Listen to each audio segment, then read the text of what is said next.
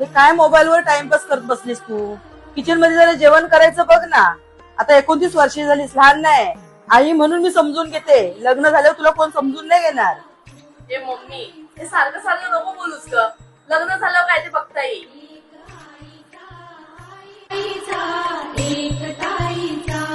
काय ग, जेवण झालं काय?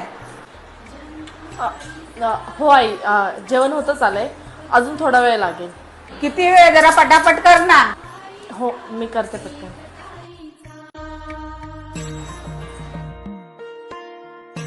आई हे घ्या.